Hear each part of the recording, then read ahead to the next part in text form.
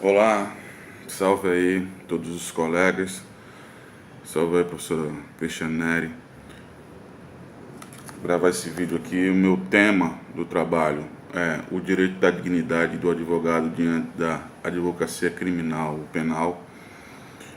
Quero abrir esse trabalho comentando sobre um vídeo que a professora propôs em sala de aula, uma história severina. Assisti o vídeo, assisti o documentário e achei muito forte na questão da hermenêutica, né? É muito difícil e complicado você conseguir separar naquela situação a sua opinião pessoal da profissional, ver os magistrados, o que eles dizem em relação ao caso, e olhar para a situação da família, do pai e da mãe, né, na família em geral, o que eles estão passando em relação às decisões e com o decorrer do que foi dito. Então, eu também sugiro que os colegas que não assistiram ainda assistam, porque é muito interessante, muito forte e realmente faz você pensar.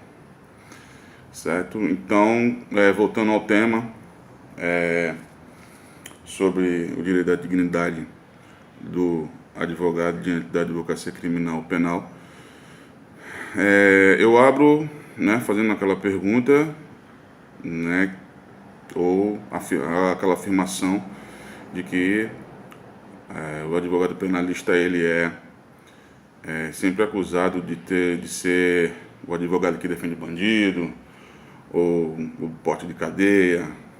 É por causa do advogado criminalista que o mundo está assim, né? Então esses adjetivos, né, para o advogado que trabalha na seara criminal, eles são afirmados e apontados.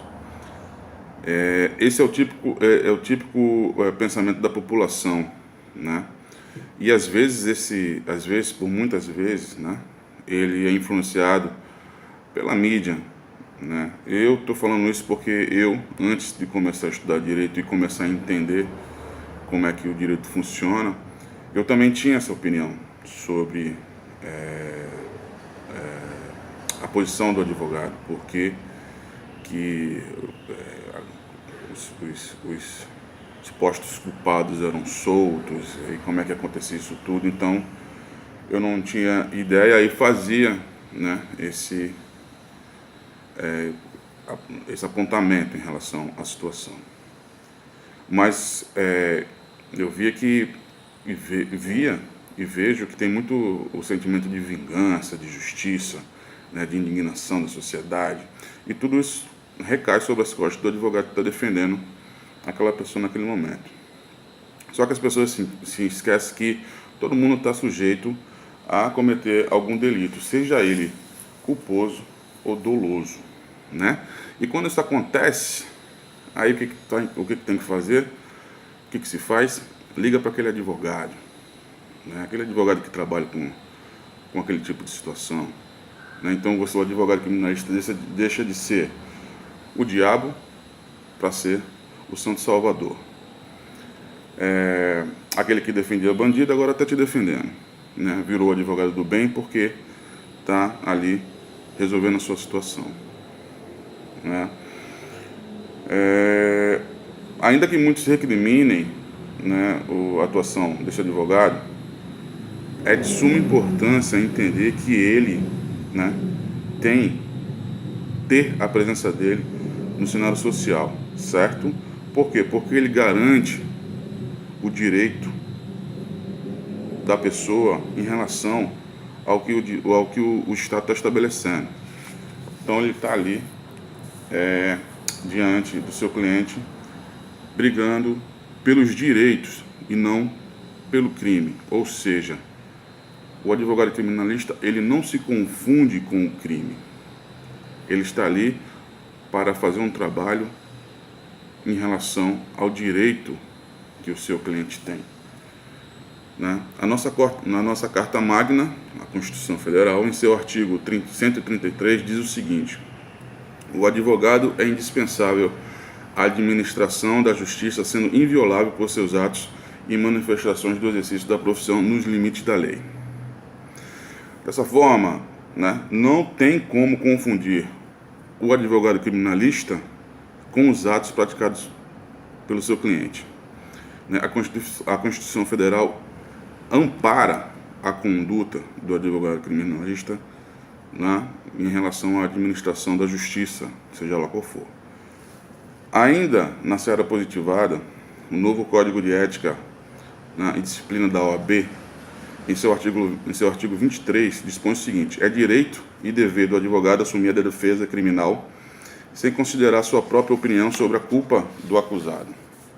Parágrafo único.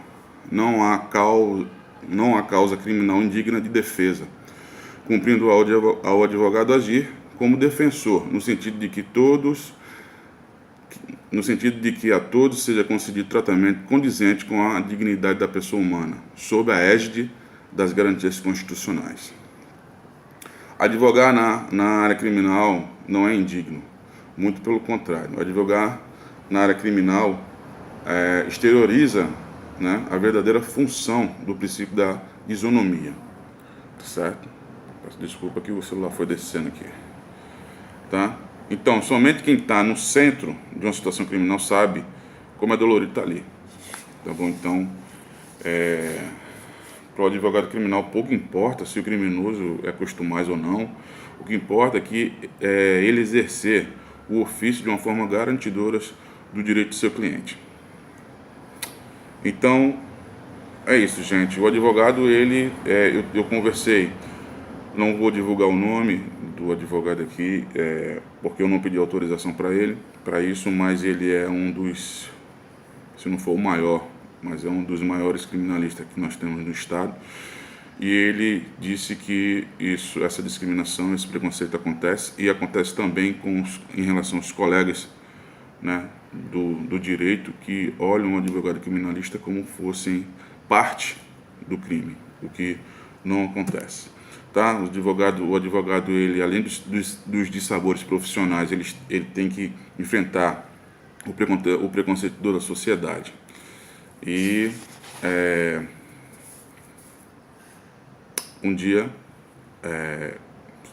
tomara que não, mas se você precisar, né, cometer algum ato dessa natureza, daqui a 5 anos, 6 anos, né, tem a prova da OAB, liga para mim que eu resolvo o teu caso.